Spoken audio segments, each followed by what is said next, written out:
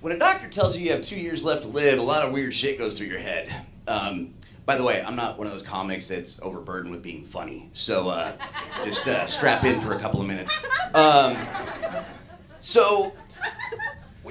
Like basically, at least for me anyway, when I had that happen, my first thought was, well, shit, I've never tried heroin before. Might as well give that a whirl. But But like in all honesty, like what happens is you realize very instantly like what actually matters and then what doesn't, and that most of it doesn't. It's kind of hard to hear.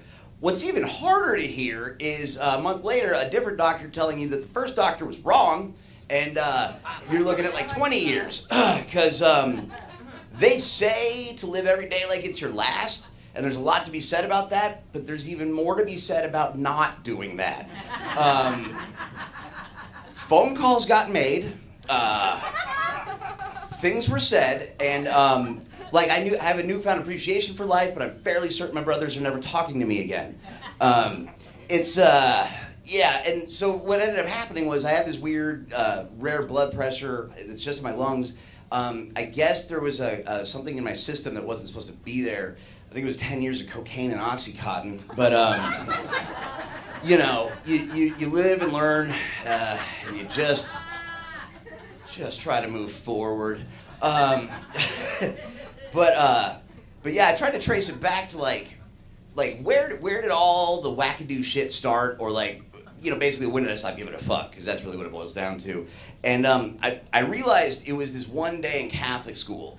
I'm not going to knock the Catholic religion. Whatever is getting you through the day, great. But my experience was I was in 7th grade, and we were going over a list of like the sins that could actually get you sent to hell. So we were there for a while. Near as I can figure, for my own take on it, basically we were taught that God made everything so you can love it and enjoy it, but if you actually love and enjoy it, you're going to burn for all eternity. More specifically, somebody raised their hand and said, is masturbating grounds to get you sent to hell? And the summer before was when this guy discovered his body, and developed a very good. It was a hobby that took a lot of my time, and so the teacher said, yeah, absolutely. And I realized, so at 13, I tried giving it up for Lent because, you make decisions. And so I think I lasted, I want to say like 6-7 hours, and basically made the decision. I actually said out loud, like, fuck it, I guess I'm going to hell. Now, when you make that decision at 13, granted you're young, but you're not going to try. And then on top of that, my family, let me just tell you one story about where I come from. When I was 7, my mom, we were all at the dinner table, and my mom just started laughing for no reason whatsoever. And we asked, we said, what's so funny? And with tears in her eyes, she said, wouldn't it be hilarious if you're just like leaving a restaurant or something, and there's a person in a wheelchair, like at the end of the table, and you just took them with you? And even at 7, this just sounded not right. So I asked, I'm like, what, why? Like, why? And she said, and I'm quoting, because what the fuck are they going to do about it? You're just going to go where you roll them. To this day, that's on her bucket list. And this is not a woman that has like a lot of hopes and dreams. It's like that. It's a short list, and this is the main thing on it.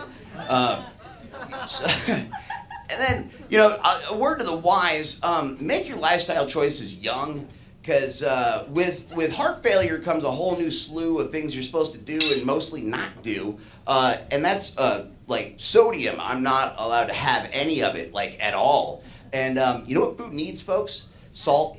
Yeah, fucking hefty amount of it too. Because the thing is, like, at almost 40, chances are, whatever I was going to become, I became. And I like me, but I know on paper it doesn't look great. So, like, now I'm having to make a choice between a large pizza and, like, hope for a better future. And, like, whatever. So anyway, that's my time. You guys have been awesome.